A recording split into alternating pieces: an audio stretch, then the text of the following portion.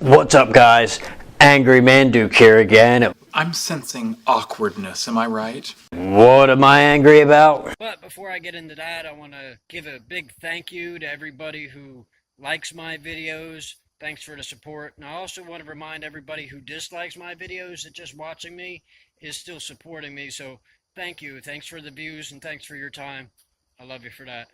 Well, it's not this new mic that I have on my chest, and I'm not entirely sure how that's working, so I might have to re-record this. But if I don't have to re-record it, you'll be seeing it as is.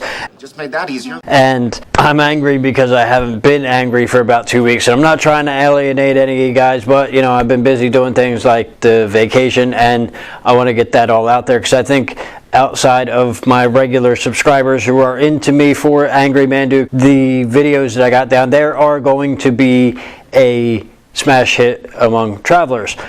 I take advantage of that all the time too. And what I'm angry about today is actually something in relation to being down there. In other words, I am angry about Gator Park. Because it's big and we're afraid of it. Why would I be angry about Gator Park? Looks like I had an awesome time. I did actually have an awesome time. I got sat on my face and everything.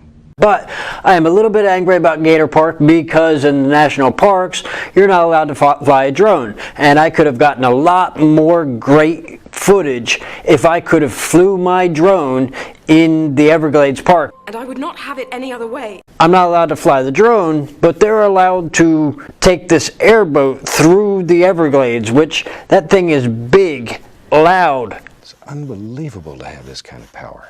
Noisy as all hell, and the air that it moves is way beyond what my drone does. And it breaks all the time. Don't get me wrong, my drone does move a lot of air, but it blows stuff everywhere.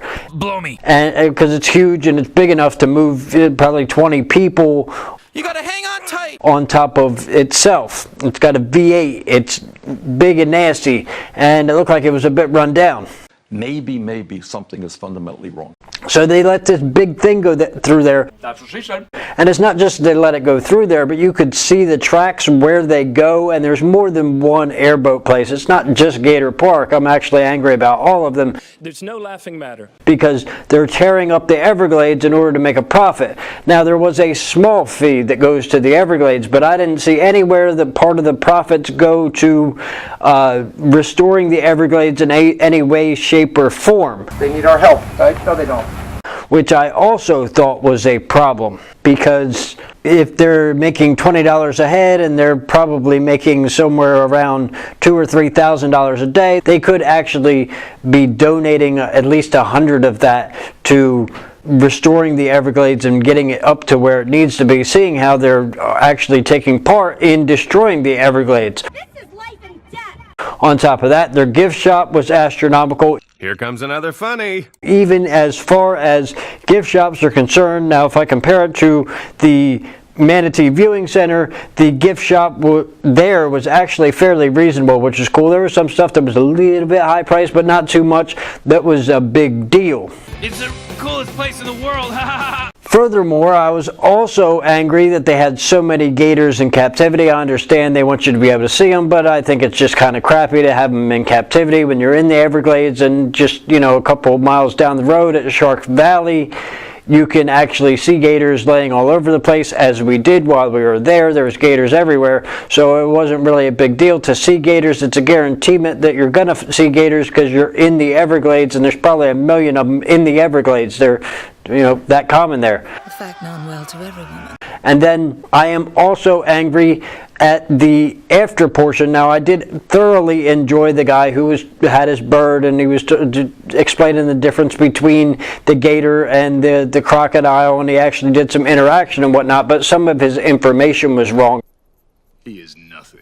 And I cut that stuff out because it was wrong. That's impossible! There are a couple other things that he was a bit wrong on, and I just cut those things out of the episode that I showed, because if he's going to be wrong, then I don't want to be showing it, because I just don't want you guys to be wrong, but to get wrong information. Like he said that the American crocodile is the most endangered species of the continental U.S. You're on a roll. Big time. It's not even on the map of the top 50 most endangered in the continental U.S. Most of that stuff is like fish that only lived in one lake. Swish. That being said, that's all the things that I had to be angry about. What is the solution? Like I said, they could actually donate some money to the restoration of the Everglades, and I think that would be wonderful. And you know, if John just fixes his information and gets on par with those things, I don't see any problem. Yes, the American crocodile is endangered, but there are secluded, quiet beaches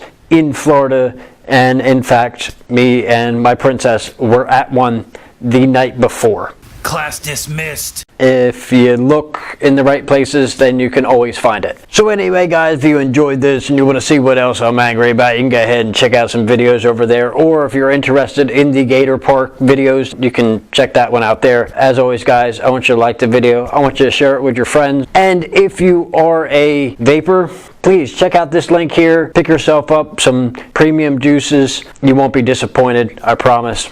Thanks for watching. I'll see all my friends later.